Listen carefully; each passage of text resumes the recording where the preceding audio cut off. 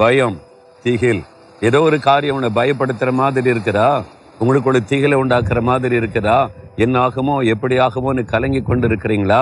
ஆண்டவர் சொல்லுவார், நீ பயம் உன்னை அணுகுவதில்லை. நீ பயப்படாத, நான் இருக்கிற உனக்கு. திகிலுக்கு நீ தூரமாவாய், அது உன்னை அணுகுவதில்லைன்னு ஆண்டவர் சொல்லுகிறார். ஏன்னா ஆண்டவர் சொல்ல, நான் இருக்கிறவனுக்கு.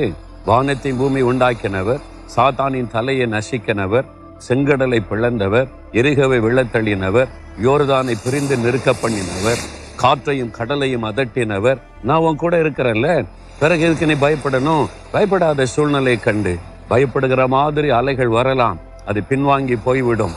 உன்னை அதை சேதப்படுத்தாது. அதனால நீ பயத்திற்கு தூரமாவாய். திகில் உன்னை அணுகுவதே இல்லை. ஆண்டவர் உனக்கு சொல்றார். எவ்வளவு சந்தோஷம் இல்லை? சொல்லுகிறவர் எல்லாவற்றையும் சிருஷ்டித்தவர். அதனால பயப்படாருங்க. கடல் அலைகளை போல பிரச்சனை வந்து கொண்டே இருக்கலாம். அது கடலில் வீசுகிற புயல் காற்றை போல காற்றுகள் வந்து கொண்டே இருக்கலாம். அலைகள் திரும்ப திரும்ப வர்ற மாதிரி வரும், ஆனா குறிப்பிட்ட எல்லைக்கு மேல வராது, அது பின்வாங்கி போய்விடும்.